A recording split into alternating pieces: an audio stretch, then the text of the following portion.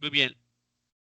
Lo que vamos a comenzar a revisar este día lleva por título, y no estoy seguro si la mayoría de ustedes está familiarizado con el término, pero si no es así, pues no hay problema.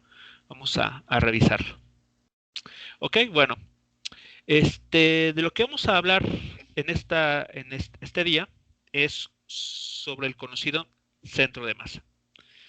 Entonces, para entender un poco sobre este concepto, permítanme tomar prestada una figura del texto.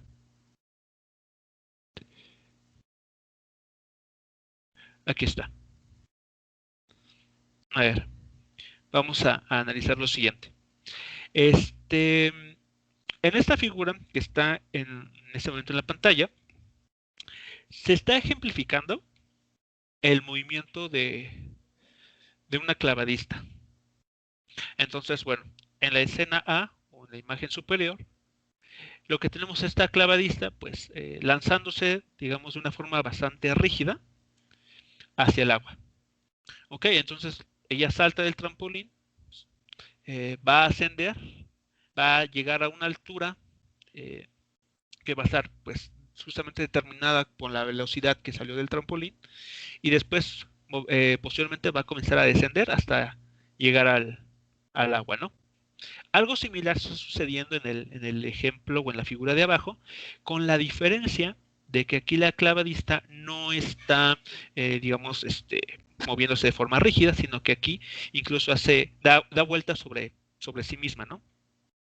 Entonces, durante el proceso de vuelo, pues ella, digamos que mueve sus extremidades, las junta hacia su tronco, y finalmente, pues, entra al agua.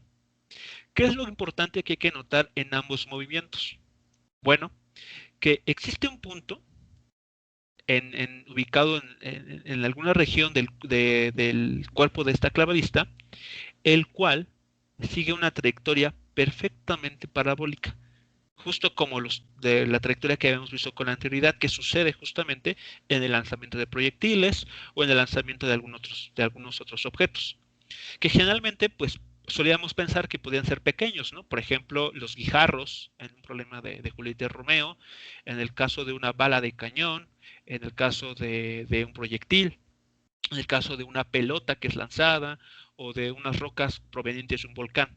Son objetos que podemos pensar que son, pues, puntos, ¿no? Así los consideramos en su momento. Bueno, la diferencia que está surgiendo aquí es que los objetos que vamos a analizar ahora no son objetos puntuales, no son simplemente puntos, sino, como sucede con la clavadista o con cualquier otro objeto, tiene un cierto volumen, ocupan una cierta superficie, pero lo interesante aquí es que, por ejemplo, en el caso de la clavadista, aun y cuando da vueltas sobre sí misma para llegar al agua, este punto aquí dibujado se comporta o sigue un movimiento, una trayectoria parabólica, independientemente de cómo la clavadista mueva sus extremidades. ¿De acuerdo? Entonces, justo este punto, que va a ser muy especial para nosotros, es el que vamos a conocer como el centro de masa. Entonces, ¿qué debemos entender como el centro de masa? Bueno, para empezar, debemos digamos, acordar la idea de que de lo que vamos a estar hablando ahora es de sistemas de partículas. ¿Ok? Entonces, un sistema de partículas no es otra cosa más que un conjunto de, de elementos puntuales, de masas, de objetos, en pocas palabras. Entonces, hasta digamos, la semana pasada, nuestros objetos de interés pues eran o un libro, o un carro, o, o este, o, no, una caja. ¿Okay? Lo que vamos a considerar ahora es, ya sea que esos elementos que vimos con anterioridad están formados por más elementos, o bien que dicho elemento forma parte de un conjunto más grande. Por ejemplo, nosotros habíamos, e incluso ustedes habíamos resuelto ejercicios de autos, ¿no? Que frenaban, donde se considera la fricción, etcétera. Pues debemos de darnos cuenta que, a su vez, un auto no es una partícula, aunque lo podemos interpretar así, estrictamente hablando, o en el sentido más real, no es una partícula, sino es un sistema o conjunto de partículas. Por ejemplo, está formado por llantas, está formado por engranajes, tenemos la carrocería, tenemos los cristales, espejos, etcétera, ¿no? Entonces, objetos que anteriormente asumíamos como puntuales, como en este caso, pues son objetos que están formados por partículas más pequeñas. Es decir, forman un sistema de partículas. Entonces, un sistema de partículas es un conjunto de objetos que se mueven en el espacio, ¿okay? O en el plano o en alguna dirección concreta, ¿no? Pero tienen un movimiento. Entonces, ¿qué vamos a tener como el centro de masa? El centro de masa, y aquí hay una anotación. Depende de la literatura que ustedes consulten. Algunas veces los autores lo abrevian como CDM o bien como CM. Cualquiera de las dos es válida y hacen referencia al mismo concepto. Bueno, entonces el centro de masa de un sistema de partículas, de un sistema de partículas, es un punto, ¿ok? Es tal cual como tenemos aquí en el ejemplo en las dos figuras del lado izquierdo de la pantalla. Es un punto que, digamos, tiene dos características.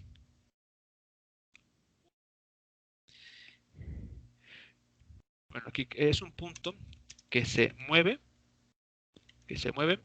primero como si toda la masa del sistema estuviera en él. ¿De acuerdo? Es decir, por ejemplo, que aunque en ambos un objeto, en este caso el cuerpo humano, eh, que no es un objeto puntual, sino tiene un volumen determinado, el centro de masa, vean, se está moviendo como si fuese una partícula puntual. Es decir, que en lugar de tal vez de concebir a la persona en su totalidad como un objeto con revolución, el centro de masa se comporta como si en ese punto estuviese toda la masa de todo el sistema o de todo el objeto. ¿Okay? Entonces, bueno, se mueve como si toda la masa estuviera en él. Y dos,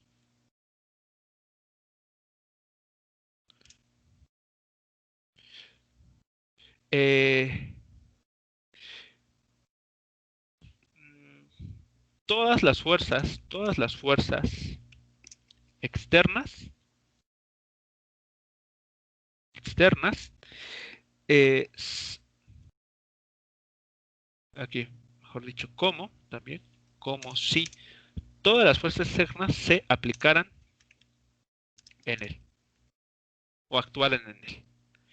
Por ejemplo, en estos dos casos, durante el proceso de ascenso y descenso de la clavadista, sabemos que la fuerza que está presente es el peso, ¿no? La fuerza de gravedad.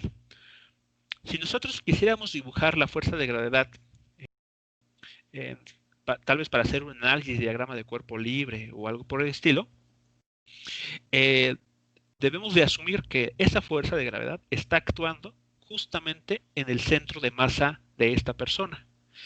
No sobre su cabeza, no sobre sus tobillos, no sobre su mano, sino sobre este centro de masa, que es en general pues un punto que puede estar o no en la región física de, del objeto que se esté analizando. Okay, eso es algo bastante importante que hay que tomar en cuenta. El centro de masa es un lugar geométrico, sí, que dependiendo del objeto que se esté analizando, del sistema de partículas que se esté analizando, puede estar o no dentro de digamos, la región que limita ese sistema de partículas. Okay, bueno, tal vez en este momento no parezca claro esto, pero lo veremos más adelante. Ok, entonces esa es la idea que vamos a estar nosotros considerando. Centro de masa, primero, se mueve como si toda la masa del sistema estuviese en él. Y dos, como si todas las fuerzas que pudieran estar actuando sobre el objeto están concentradas o están siendo aplicadas en dicho punto. Ahora, ¿cómo vamos a determinar este famoso centro de masa? Bueno, para ello nosotros tenemos que tomar en cuenta dos cosas. La primera va a ser, para determinar adecuadamente el centro de masa de un sistema de partículas,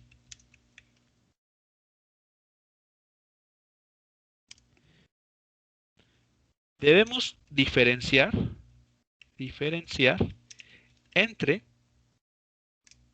dos tipos de distribuciones de masa. ¿Okay? Cuando hablamos o el concepto de distribución de masa, lo que queremos decir es cómo se encuentra la masa de este sistema, cómo se encuentra distribuida. Entonces, eso da lugar a dos tipos de distribuciones. La primera se conoce como una distribución discreta de masa. Y la segunda, una distribución continua de masa.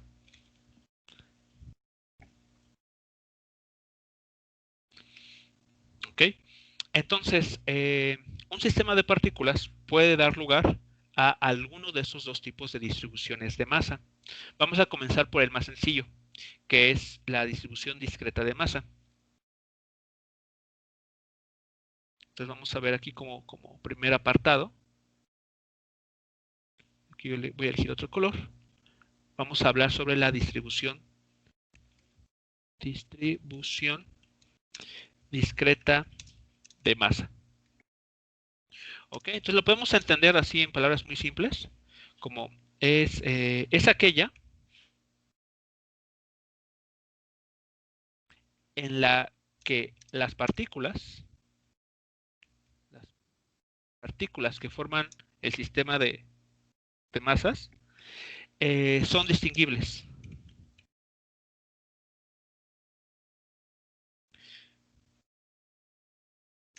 Y numerables. Es decir,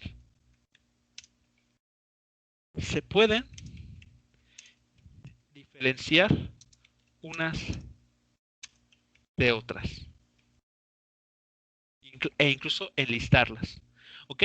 Una distribución discreta de masa es aquella en la cual tenemos, digamos, partículas puntuales, pequeñas masas, en las cuales podamos indicar dónde está cada una de ellas e incluso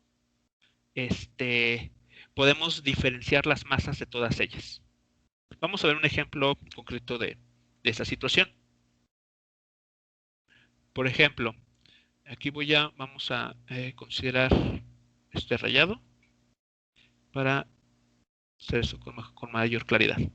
Entonces, a ver, consideremos nuestro habitual sistema de referencia X y Y. Y vamos a considerar al menos 4 masas aquí. Entonces tenemos la masa 1 ubicada en esta posición. Vamos a tener acá la masa 2.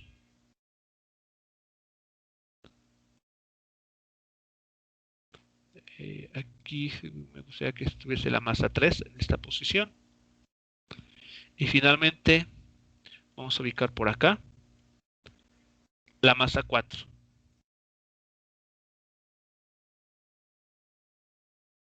¿Ok? Entonces,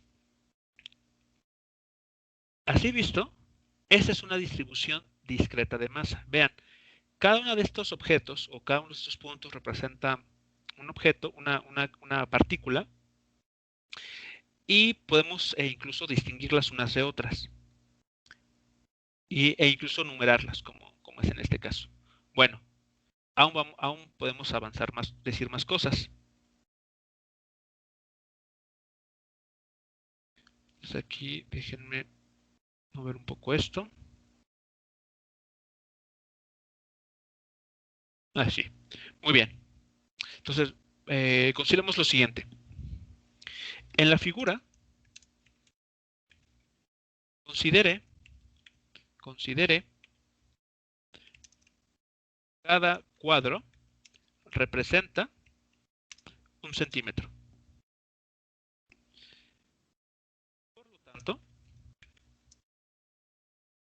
las posiciones de cada masa son, respectivamente, de hecho creo que sería, por lo tanto, la posición singular, la posición de cada masa es, respectivamente. Muy bien. Entonces, guiándonos de esta cuadrícula, ¿cuál será la posición de la masa 1? Voy a identificarla con el vector de posición R1.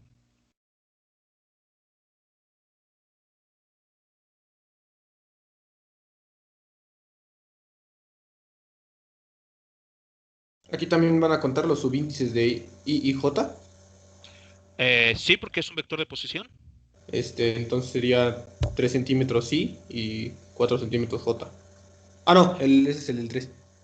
Sería menos 5 centímetros I y 3 centímetros J. Menos 5 centímetros I. Muy Ajá. bien. ¿Más cuánto? En 3 J. centímetros J. 3 centímetros J. Muy bien. Entonces, en efecto, ese sería el vector de posición, ¿no? Como estamos habituados pues a ubicar partículas, ¿no? Como se vio en su momento con ejemplos concretos. Bueno, muy bien.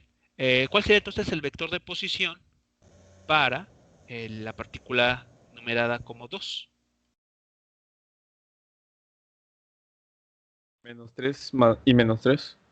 Una en I y en otra en J. Completo sería Menos 3 centímetros I. menos 3 centímetros I. Muy bien. Menos 3 centímetros J. Menos 3 centímetros J. Ahí está entonces. Tenemos ya la ubicación de esta masa 2. De la masa 3, digamos la R3, ¿qué forma tendría ese vector de posición? Sería 3 centímetros, sí. 3 centímetros, sí, muy bien. Y 4 centímetros en J. 4 centímetros en J. Muy bien. Aquí 3 centímetros y 4 centímetros. Dirección J. Muy bien. Y para finalizar, en la última masa, R4. Bien, 8 centímetros en I y 2 centímetros J. 8 centímetros y, muy bien. Más 2 centímetros dirección J. Perfecto. Ahí está. Entonces voy a quitar la pantalla, la retícula, y ahí está. Entonces vean, en una distribución de masas que sea discreta, podemos identificarlas adecuadamente cada una de ellas. Okay, entonces aquí si tuviéramos 5, 6, etcétera, pues respecto a este origen de coordenadas que estamos estableciendo, podemos ubicarlas, ¿no? Cada una de ellas. Bueno, no solamente para hablar del centro de masa, no solo necesitamos saber dónde están ellas ubicadas, sino también conocer sus masas. ¿Ok? Entonces aquí, para fines del cálculo que vamos a hacer a continuación, voy a comentar lo siguiente. Asumamos además que la masa de cada partícula es, respectivamente,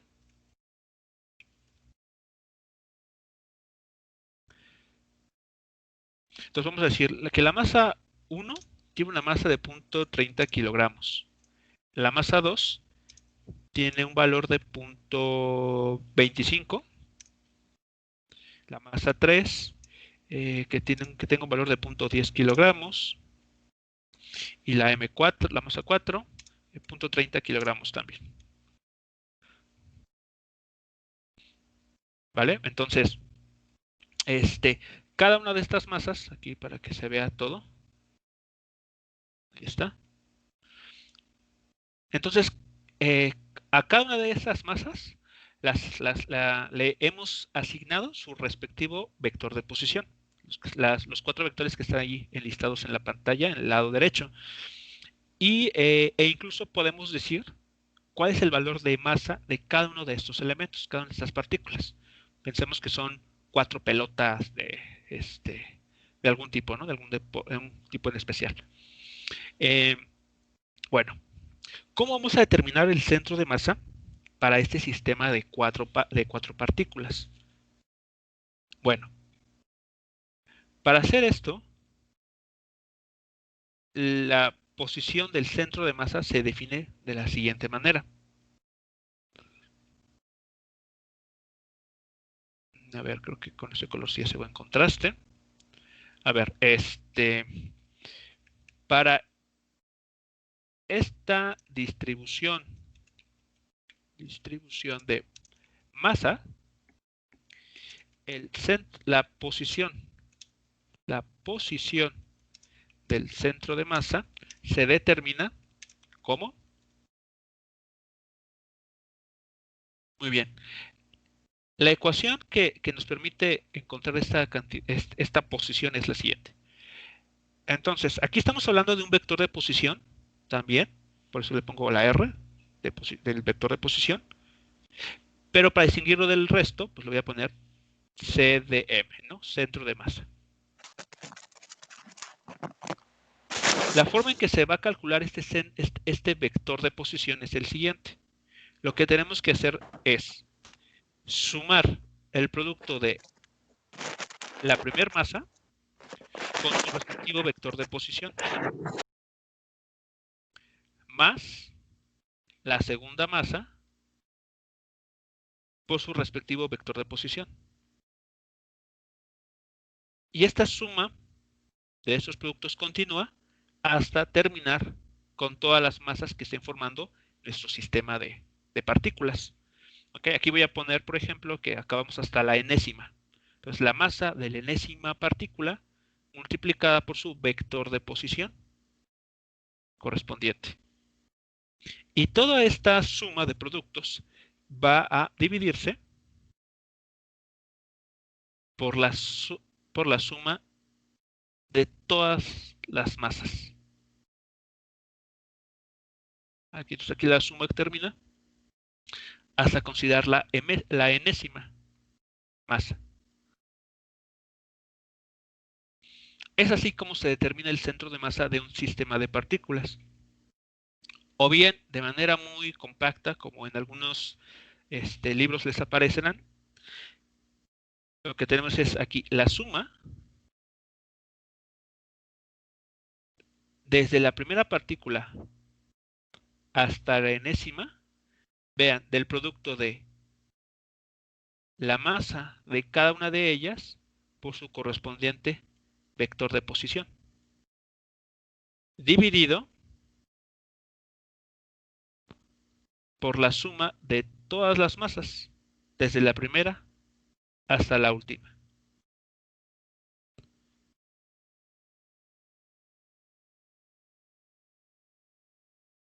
Es así como se determina la posición del centro de masa para un sistema de distribución para una distribución discreta de masas, donde podamos numerar cada una de ellas. ¿Ok? Entonces, esta ecuación parece muy simple, ¿no? Pero en realidad, aquí hay que ser muy cuidadoso, porque este es un vector y de manera general tiene 3 componentes. Entonces, esta ecuación, llamémosla 1, y diremos a continuación. La ecuación 1 da lugar a 3 expresiones que permiten determinar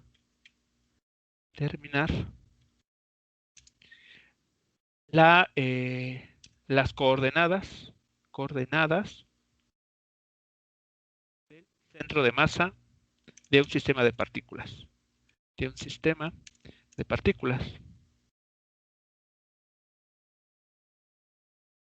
Entonces, si uno analiza la ecuación 1 con cuidado, va a notar lo siguiente.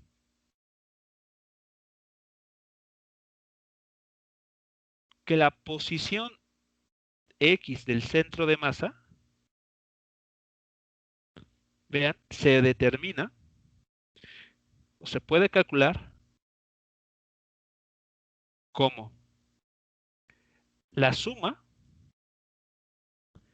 de todas las cantidades desde la primera hasta la enésima del producto de cada masa por su coordenada X.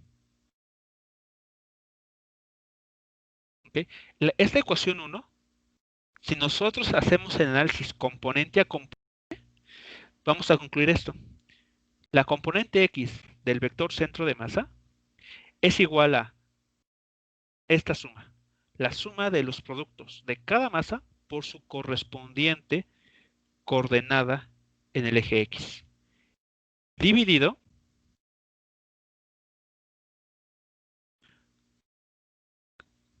por la suma de todas las masas.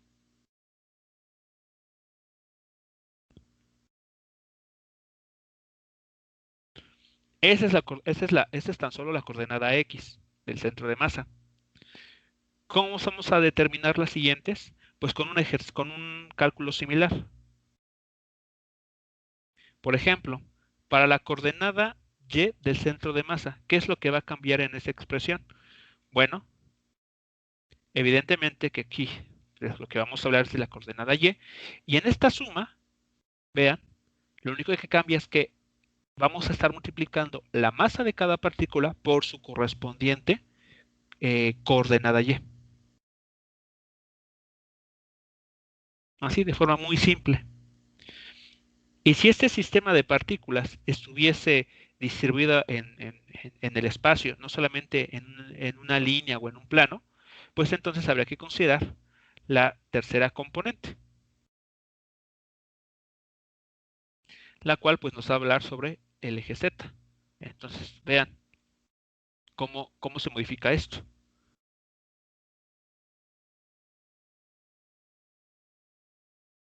Vean, las masas no van a cambiar. Lo que va a cambiar en cada caso es la coordenada X, Y o Z de cada una de ellas. ¿Preguntas hasta aquí con las expresiones, con lo que se está planteando en este momento?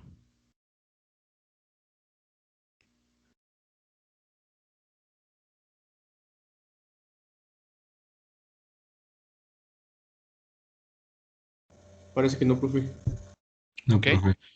Bueno, entonces vamos a retomar el ejemplo, ¿no? Entonces, esa es la expresión para, repito, una distribución discreta de masa, donde podamos numerar cada una de ellas y podamos identificar sus posiciones.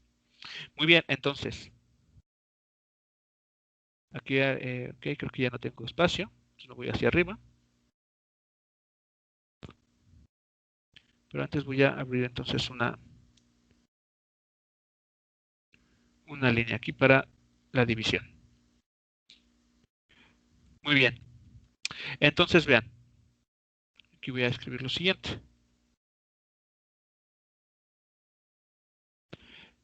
para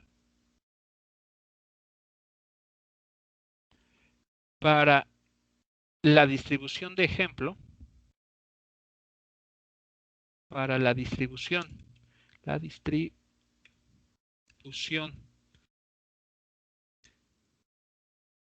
de masa del ejemplo, las componentes del vector del centro de masa se calculan como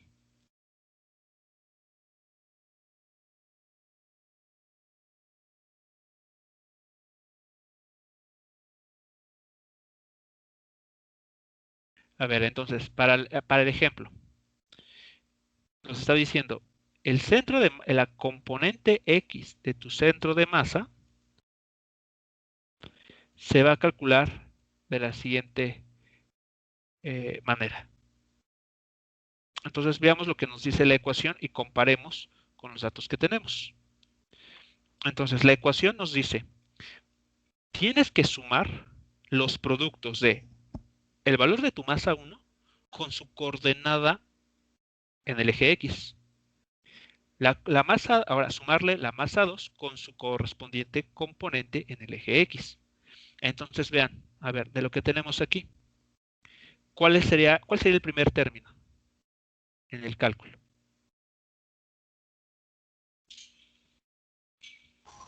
Sería 0.30 kilogramos por menos 5 centímetros. Exactamente, exactamente. Aquí muy importante que como la masa 1 está, vean, ¿no? En el diagrama, ¿no? Está en el cuadrante 2, por lo tanto, su componente X del vector de posición también es negativo. Entonces, el signo hay que respetarlo. Aquí no se toman valores absolutos ni nada, no, sino que se respeta el signo de la componente, de la componente del vector de posición correspondiente. Entonces, sería aquí, como bien mencionaron, sería 0.3 kilogramos por menos 5 centímetros. Ahí está. Ese sería el primer factor. Más que nos pide el cálculo, o sea, una suma. Ahora vamos por el siguiente término. ¿Cuál sería el siguiente término?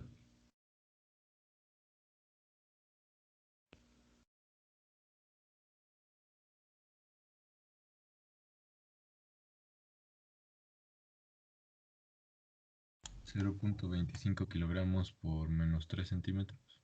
Así es. Ahora es la masa 2, 0.25 kilogramos, por su correspondiente componente en el eje X. Bueno, su vector la componente X de su vector de posición, que tiene el valor de menos 3 centímetros. Muy bien, entonces en esta suma, el siguiente término es 0.25 kilogramos, 0.25 kilogramos por menos 3 centímetros. Seguimos más. Echemos un vistazo una vez más. A ver, ¿qué tendríamos a continuación?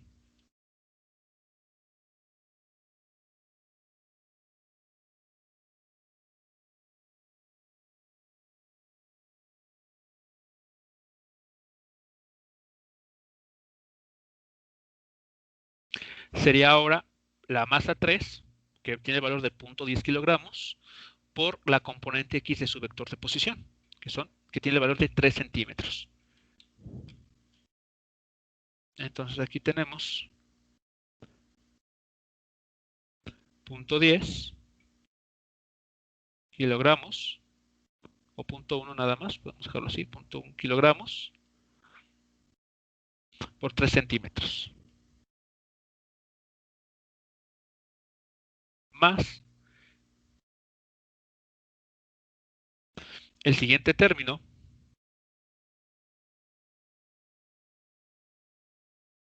será 0.30 kilogramos por 8 centímetros. En ese justo orden.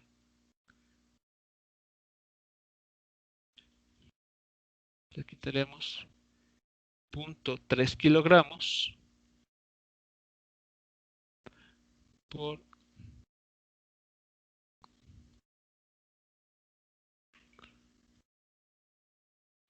12 centímetros. Bueno, aquí nada más extiendo la línea para la división. Y ahí está. Entonces tenemos la expresión en el numerador. Vean entonces, siempre se va a formar por la masa que se esté, que se esté considerando, por su correspondiente componente X del vector de posición. Eso para la componente X del centro de masa. Y esta cuenta se tiene que dividir. Se va a dividir siempre entre la suma de todas esas masas. Entonces aquí concretamente tendríamos que dividir entre la suma de 0.3 kilogramos, 0.3 kilogramos, más 0.25 kilogramos,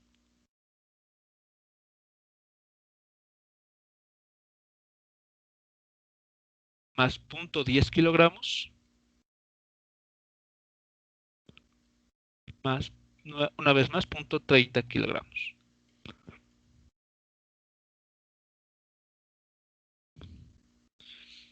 ¿Y esa cuenta cuánto les da?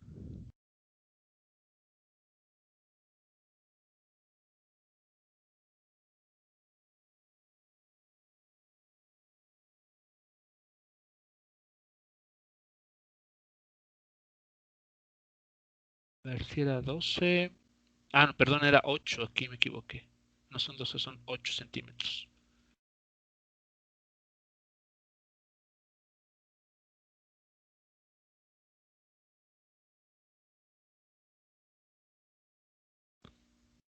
Ahora sí está. Es la expresión correcta.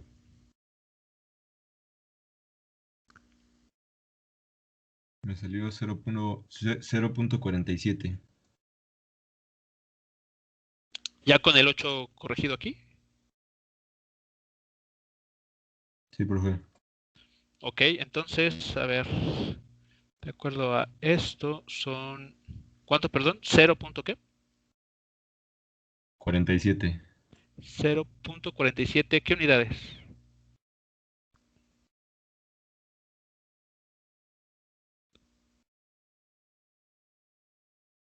Centímetros, profe.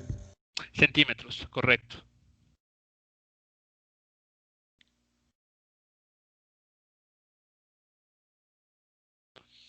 Ahí está. Entonces, lo que estamos encontrando es que al menos la coordenada o la componente X del vector que va a ubicar al centro de masa respecto al origen de coordenadas, tiene ese valor en su componente, 0.47 centímetros. Entonces, en nuestra figura, podemos nosotros hacer aquí a ver, voy a poner una vez más la pantalla esta. Y entonces el centro de masa, digamos, lo voy a ubicar por acá, aquí aproximadamente. Ahí. Esa sería la componente X de ese vector que estamos queriendo construir. Muy bien. Siguiente cálculo. Como es un problema que está en el plano XY, evidentemente nos falta calcular la componente Y del vector centro de masa. Entonces, ¿qué es lo que hay que hacer? En los cálculos que ya tenemos, o al menos en el esquema que ya tenemos, en lugar de considerar ahora las componentes X, ahora hay que estar trabajando las componentes Y. Entonces, para la masa 1, habrá que multiplicarlo ahora por 3 centímetros, por esos 3 centímetros. La masa 2 de 0.25 kilogramos por menos 3 centímetros. La masa de 0.10 kilogramos, aquí abajo, por 4 centímetros. Y la masa 4 de 0.30 kilogramos por 2 centímetros. ¿Ok? Entonces, en lo que tenemos acá,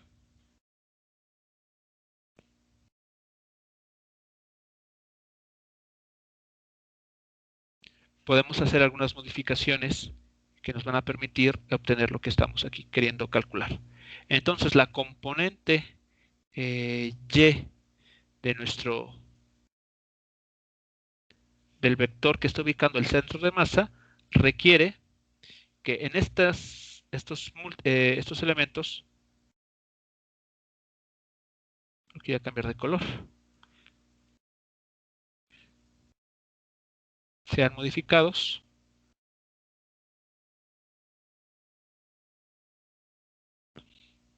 y entonces aquí sería, si no me recuerdo, 3 centímetros menos 3 centímetros, 4 El último es 2. y 2, correcto. Ahí está, entonces la cuenta sería esta.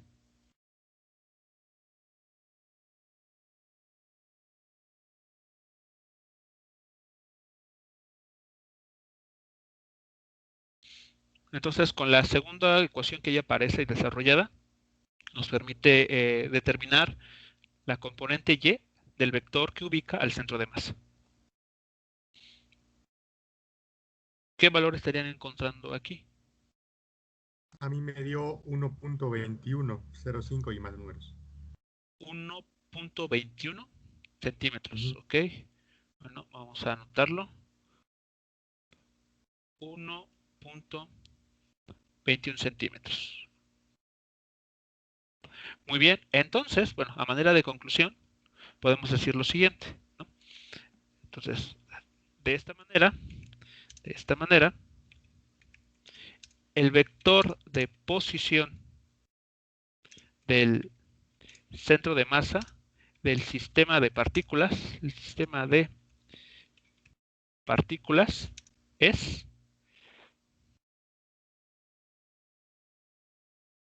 entonces, como hablamos de un vector, pues hay que darle la forma de un vector, ¿no? Entonces la notación es con una flecha. Vector de posición del centro de masa es igual a punto 40 y quedan 47 punto 47 centímetros en la dirección y más 1.21 centímetros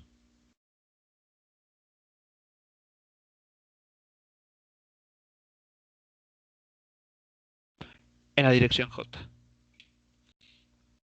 Entonces, de esta manera estaríamos ubicando ese centro de masa. En la figura, vámonos a la figura para ubicarlo perfectamente. Entonces, aquí voy a poner otra vez la cuadrícula. Y entonces sería 1.21, es decir que podemos dibujarlo por acá. Tenemos aquí la coordenada Y del centro de masa. Quitamos esto. Entonces aquí lo dibujamos. A ver, prolongo una línea por acá, otra por acá. Y vean, entonces, este punto que estamos ubicando aquí, intento ubicar en color blanco.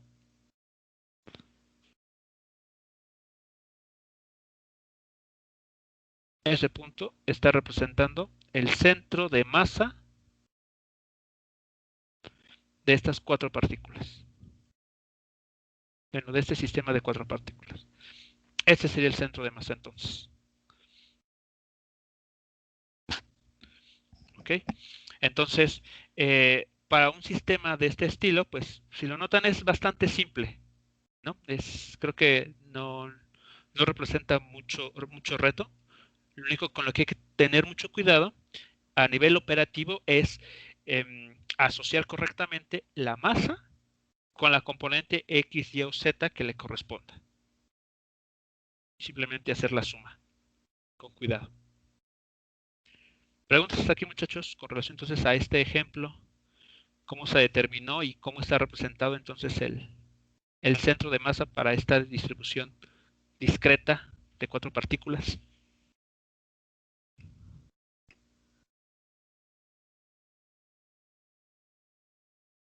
No, profe. Ok, entonces, a ver, un comentario adicional. Déjenme ver dónde estará. Bueno, acá abajo.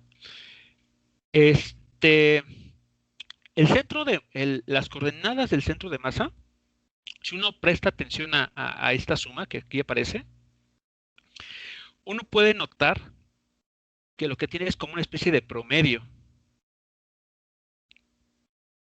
Mira, por ejemplo, cuando ustedes sacan, bueno, promedios de calificaciones, ustedes suman las tres calificaciones, bueno, como es aquí, que tenemos tres parciales, suman las calificaciones de los tres parciales y los dividen entre el total de parciales, entre tres en este caso. Algo similar se está haciendo aquí.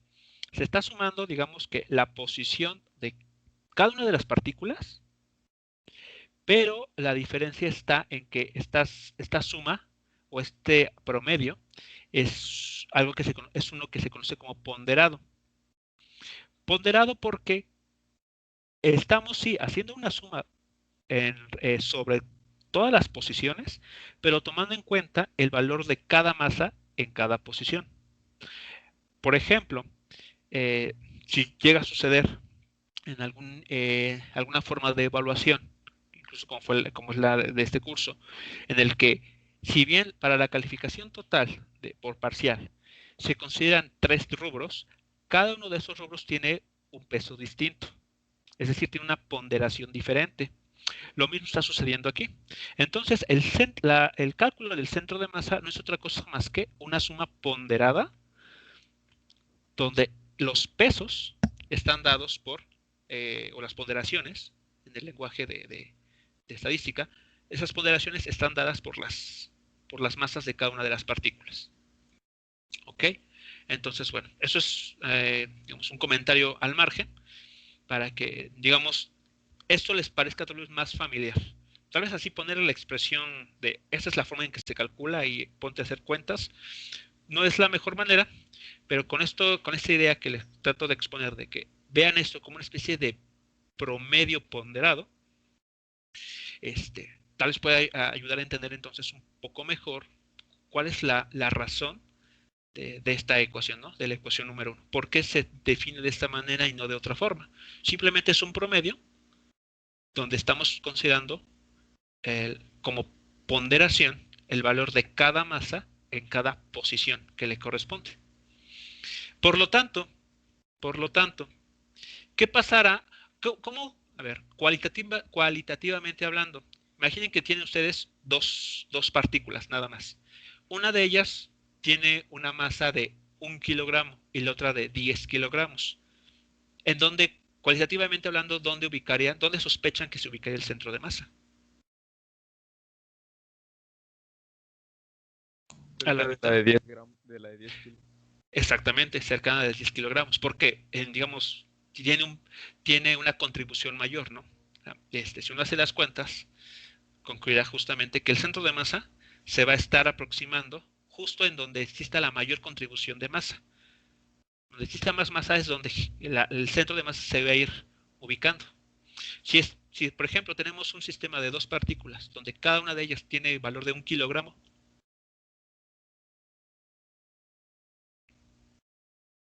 Quedaría más o menos a la mitad. quedaría a la mitad, justamente a la mitad. Ahí las ponderaciones, digamos, utilizando este lenguaje de estadística, cada masa contribuye con el mismo valor, ¿no? 1 kilogramo.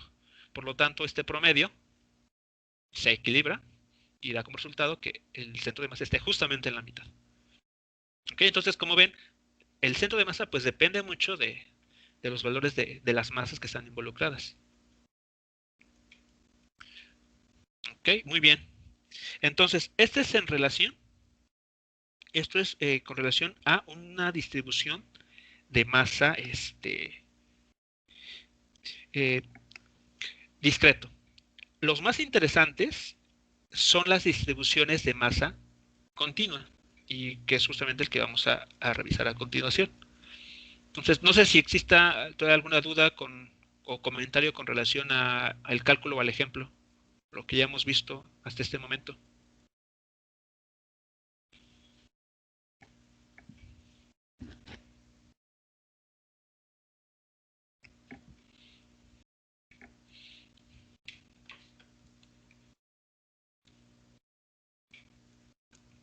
¿Ok? Si no, entonces, bueno, a ver, vamos a continuar con los otros, con el siguiente caso. A ver, el siguiente apartado es la distribución continua de masa. ¿Ok? Vamos a tener como es aquella en la que las masas que forman el sistema de partículas son tan pequeñas, vamos a concebirlo así, son tan pequeñas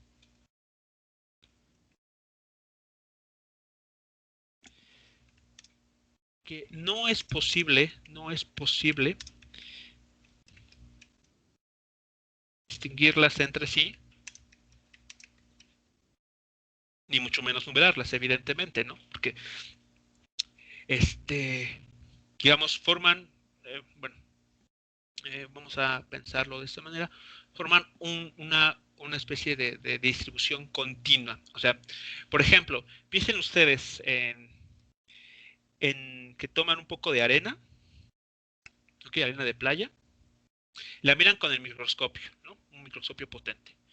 Y entonces, si utilizan un microscopio, ustedes pueden tal vez con una pequeña porción distinguir algunas de las pequeñas rocas o piedras que forman la arena de playa, ¿no? Entonces pueden incluso hasta enumerarlas. Tal vez les tome, no sé, algunas horas, pero pueden enumerar algunas de ellas. Pero ¿qué pasa si, digamos, nos estamos alejando y vamos haciendo, bueno, disminuyendo el valor del zoom que nos ayuda el microscopio? ¿Y qué es lo que vamos a tener al final? Pues va a parecer que la arena es una sustancia o un objeto continuo, donde no podemos distinguir cada uno de los pequeños partes que la conforman. Justamente esa es una distribución continua de masa. Está formada por elementos tan pequeños, podemos pensarlo así, tan pequeños, que no podemos distinguir uno de otro. Y lo único que podemos visualizar es el total, ¿no? El objeto en su totalidad. Justamente, esto da lugar a un sólido, lo que conocemos como un sólido rígido. Y esta es la palabra clave. ¿Ok? Por ejemplo, nuestro brazo, ¿ok? Sabemos que está formado por cierta cantidad de huesos. Cada uno de ellos incluso tiene su propio nombre. Si preguntamos a algún especialista, pues nos podrá decir en promedio cuál es el valor, cuál es la masa de cada uno de estos huesos, etcétera, ¿no? Bueno, pero si tomamos ahora en cuenta todo este sistema de huesos y los conjuntamos con las articulaciones, con los músculos, con todo el tejido, va a formar una especie de objeto continuo que inicia desde el hombro y termina en la punta de los dedos. ¿Okay? Entonces, esa es, digamos, la idea de lo que está haciendo una distribución continua de masa. No podemos distinguir los elementos de manera individual de una forma sencilla, sino que podemos hablar en este caso, es el objeto en su totalidad. Por ejemplo, una hoja de su libreta o una hoja blanca también es una distribución continua de masa. Está formado por elementos tan pequeños que lo único que podemos ver o podemos interactuar es el objeto en su totalidad, ¿no? Entonces lo podemos ver que no es como este caso. O sea, no podemos nosotros identificar regiones en el espacio en el cual estén vacías, como es en este ejemplo, en esta distribución. Vean, entre la masa 1 y la masa 2 hay un espacio vacío. Entre la 3 y la 4 lo mismo. Mientras que en un sistema continuo todas las piezas están tan juntas que no hay manera de distinguir una de otras y de establecer como espacios, ¿no? Espacios vacíos entre ellos. El celular, por ejemplo, un celular también es un sólido rígido, es una distribución continua de masa. una laptop, una pluma, ¿ok? Entonces, como ven, es más fácil encontrar o tratar con objetos que tengan una distribución continua de masa que con objetos que sean discretos. Por ejemplo, la carrocería de un automóvil también es una distribución continua de masa. Y así pueden surgir más ejemplos. Bueno, para este tipo de sistemas o de distribuciones, ¿cómo vamos a determinar las coordenadas o las componentes del vector que ubica el centro de masa? Bueno, para lograr ese objetivo, vamos a considerar lo siguiente. Entonces, una vez más, vamos a trabajar en el plano XY.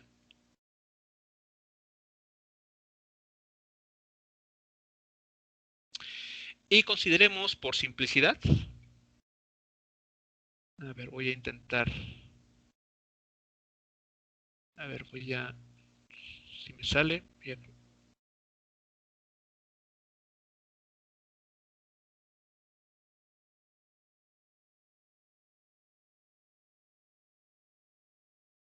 Ok.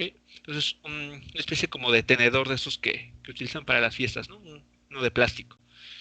Entonces, vean. De plástico, de metal. Es también una distribución. Bueno, si nos preguntaran, bueno, ¿cómo determinar el centro de masa de esa estructura que tiene ya una forma, es más, hasta incluso irregular, porque ni siquiera tiene una forma simétrica?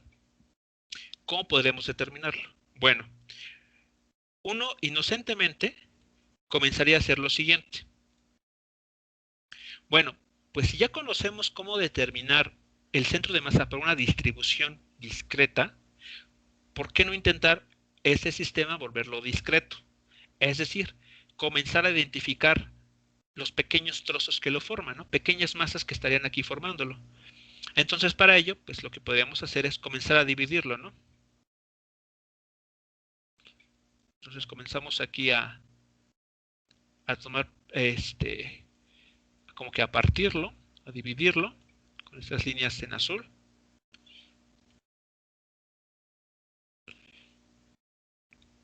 Y también hacia, digamos, de forma horizontal, ¿no? Entonces lo empezamos a cuadricular.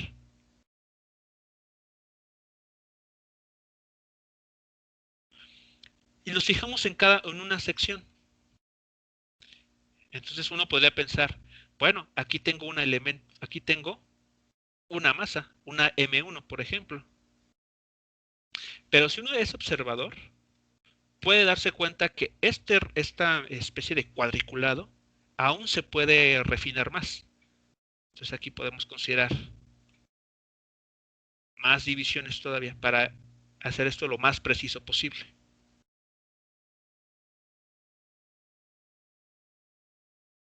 Ok, entonces vean lo que estamos haciendo aquí. Continuamos la división, seguimos dividiendo más y más. Y podremos pensar una vez más. Ok, entonces aquí tomo una pequeña masa, pero sorpresa, esto se puede dividir. Podemos tomar elementos cada vez más pequeños.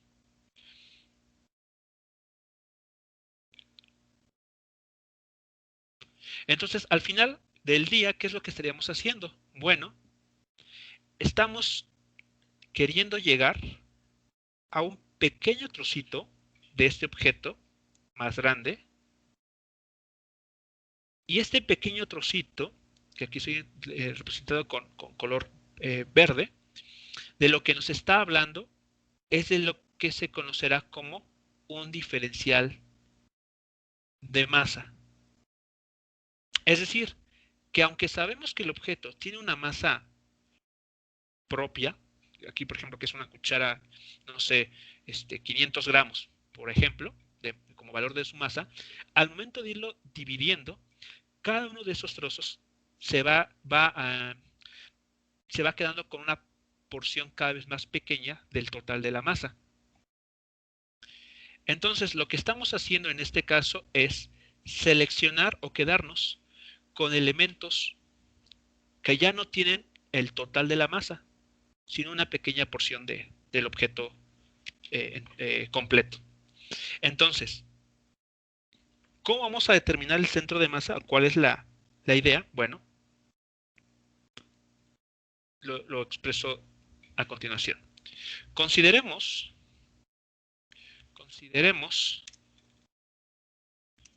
un sólido rígido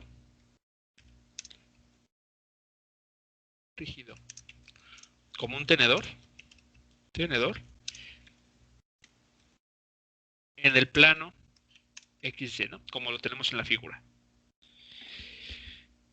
Este sólido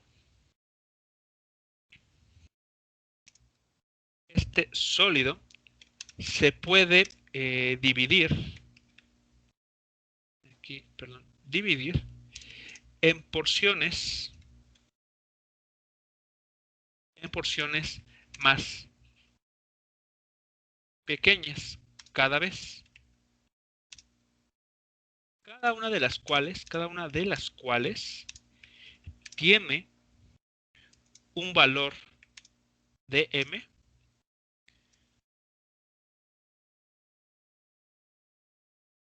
de masa de m, ¿ok? A este dm se le conoce como un diferencial de masa. ¿Ok? Entonces, cada uno de los trocitos que podamos obtener de haber hecho este rayado de este sólido, de este tenedor, contribuye o se queda con una pequeña porción de la masa total. Bueno, entonces, la posición X del centro de masa de este sólido se determinará de la siguiente forma.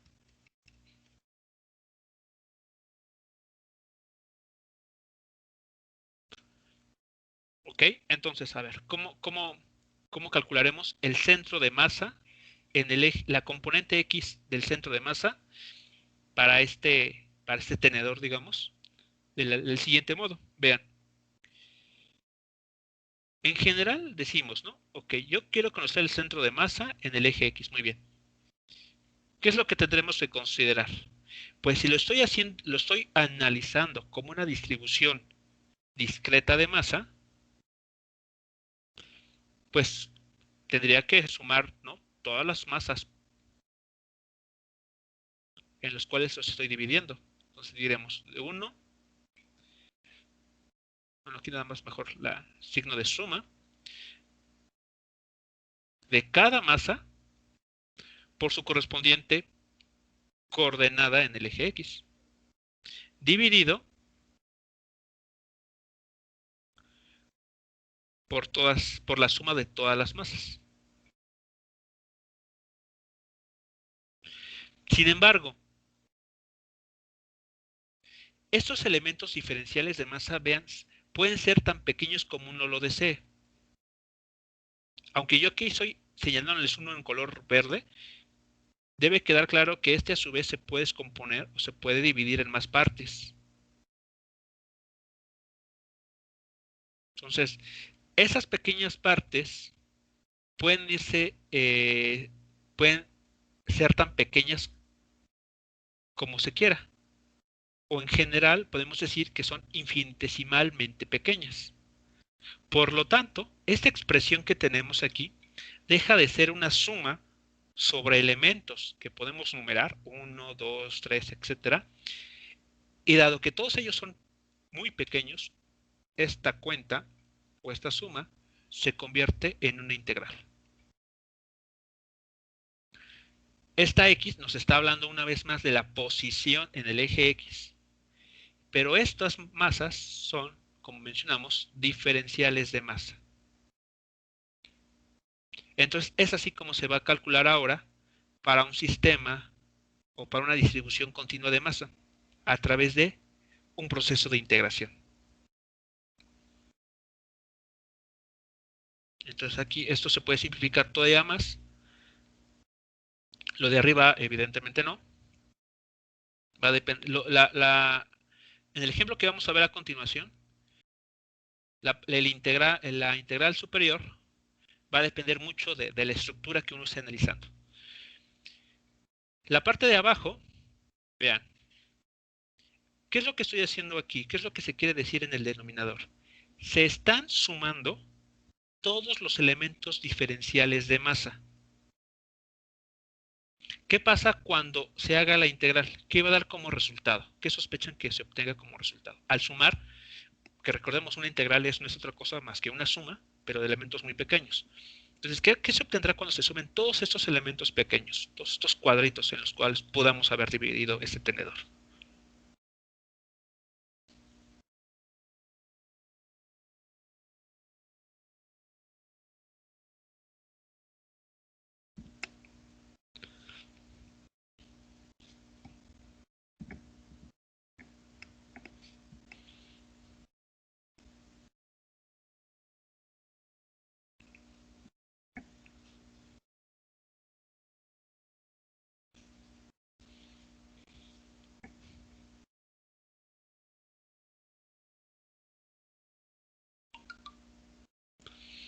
Da como resultado la masa del objeto en su totalidad.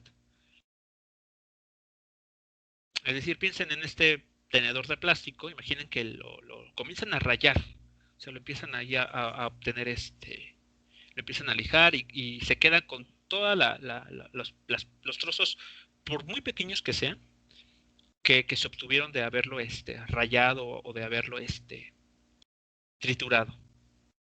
Pues al sumar todas esas masas pequeñas, por muy pequeñas que sean, dan como resultado pues la masa del objeto del cual se partió. Entonces es así como se determinará, al menos para el eje X, la componente X del centro de masa, su valor, mediante una integral. Si queremos calcular la componente Y, pues evidentemente aquí hay que integrar Y por el diferencial de masa. Y la componente Z por la misma integral, excepto que en lugar de X, pues es evidentemente Z. ¿Ok? Vamos a ver un ejemplo de cómo hacer esto. No se va a quedar así nada más en un comentario, sino vamos a ver cómo opera esta cantidad. Pero para ello necesito comentarles algo más. Y con esto, digamos, estaría yo cerrando al menos esta parte teórica del cálculo de un centro de masa para una distribución continua de masa. Existe, o podemos hablar de distribuciones continua de masa, digamos que en tres aspectos. La primera va a ser lo que vamos a conocer como una distribución lineal de masa. ¿Qué es, por ejemplo, a qué entendemos como lineal? Bueno, pues consideremos una estructura, dicen ustedes, en una varilla muy, muy delgada. Es decir, que el grosor lo podemos despreciar. Entonces pensemos una varilla muy, muy delgada y larga. Entonces vean, esta varilla podemos despreciar su grosor. Su grosor en este momento no nos interesa.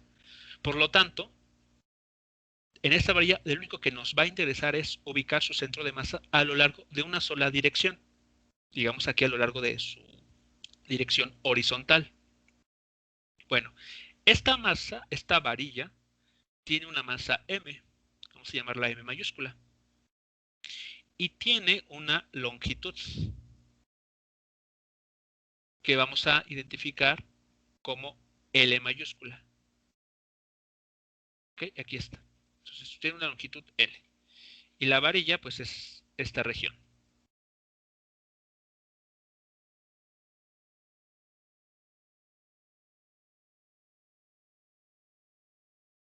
Muy bien.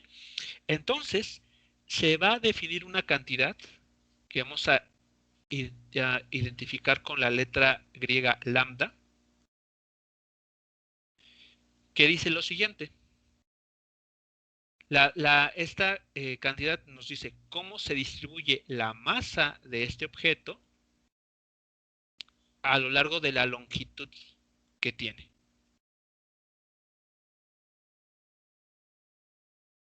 ¿De acuerdo? Entonces, un ejemplo de esto que podría ser ¿cómo le llaman?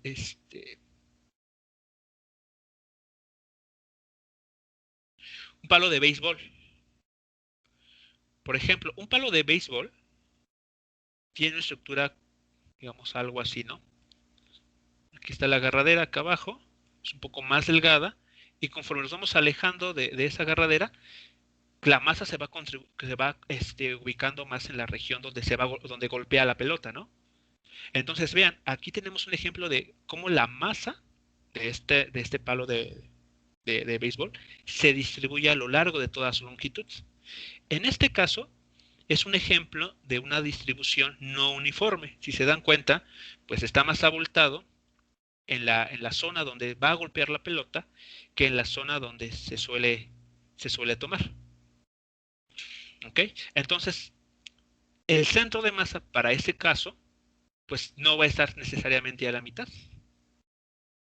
sino que se va a ubicar en algún punto más cercana hacia donde está la mayor contribución de masa, donde la masa está más distribuida. Por ejemplo, las botellas de refresco también tienen una forma muy, por ejemplo, digamos, a ver.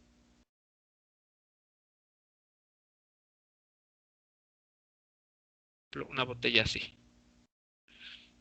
Si calculamos para una botella de vidrio su centro de masa alrededor de una dimensión, pues seguramente se va a ubicar, no necesariamente a la mitad, pero sí en la región donde haya mayor cantidad de masa distribuida.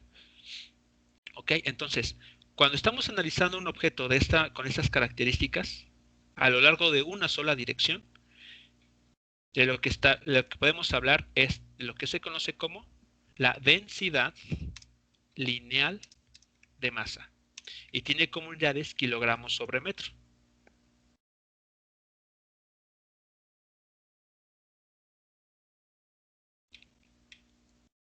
¿Ok?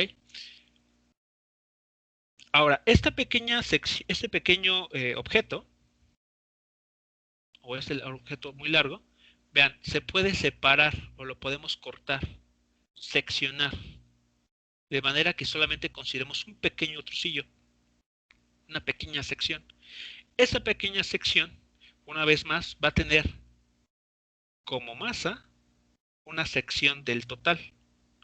Es decir, tenemos un diferencial de masa. Y tiene como longitud, esta sección tiene como longitud un diferencial de longitud, un diferencial X. Por lo tanto,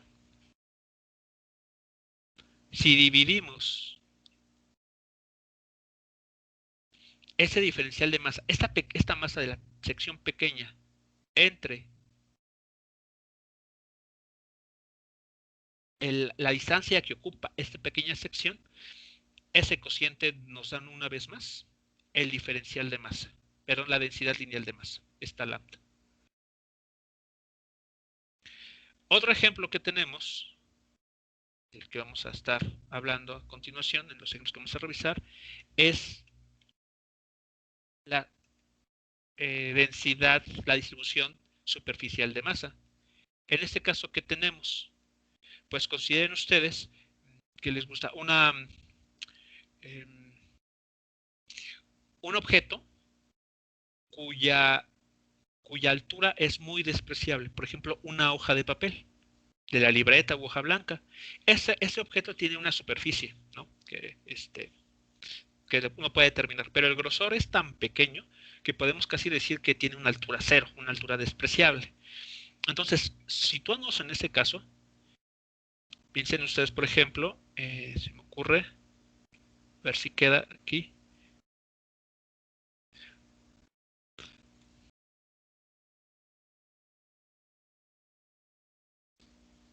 Esas, las raquetas con las que se juega ping pong, por ejemplo. ¿Okay? Pero que sea muy, muy delgada.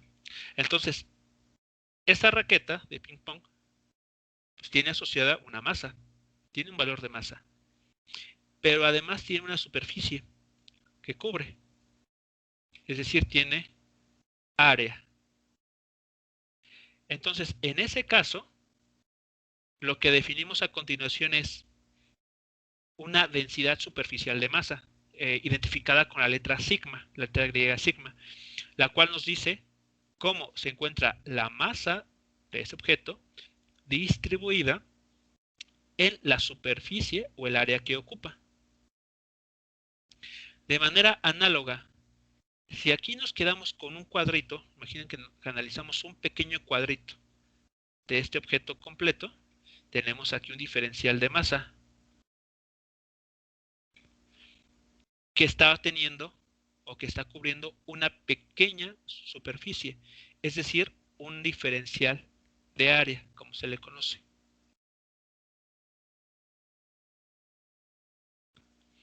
Entonces, si tomamos en cuenta el cociente de ese diferencial de masa entre el diferencial de área que estaría describiendo, esa división nos da como valor también la densidad superficial de masa. Densidad superficial de masa. Y esta se mide en kilogramos sobre metro cuadrado.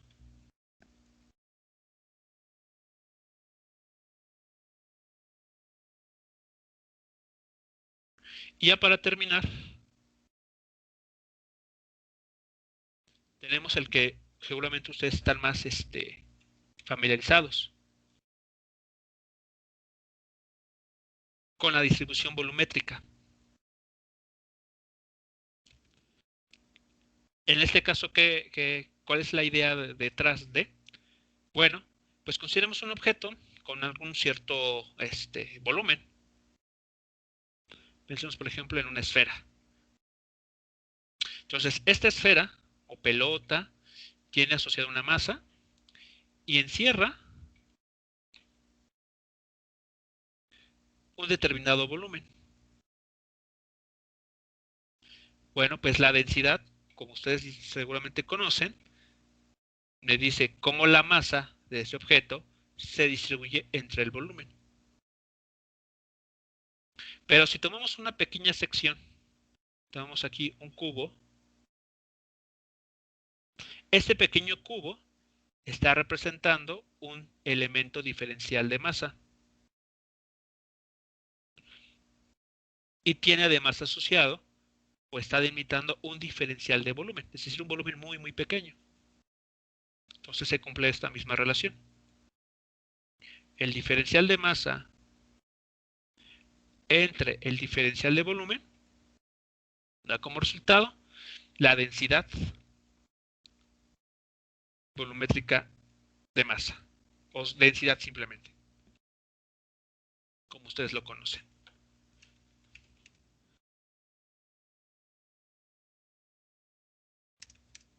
Y sus unidades, como bien conocen, es el kilogramo sobre metro cúbico.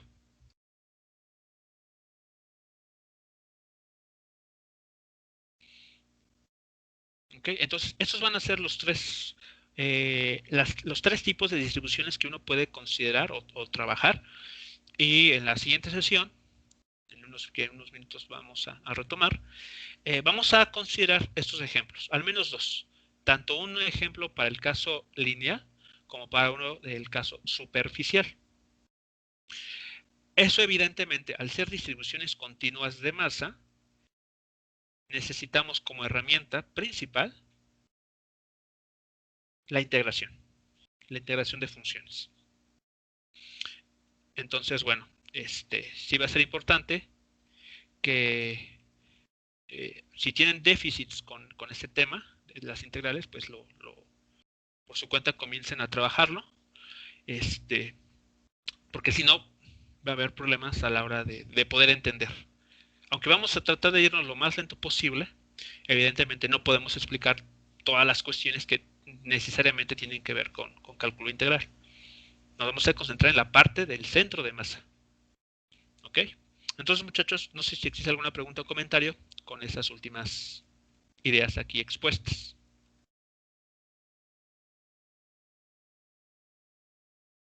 Con esta forma que vamos a emplear para determinar las coordenadas del centro de masa para distribuciones continuas. No, profe. Ok, entonces, muy bien. Entonces son 10:22. A las 10:32 retomamos la sesión una vez más para enfocarnos en estos cálculos. Entonces nos escuchamos en un rato más.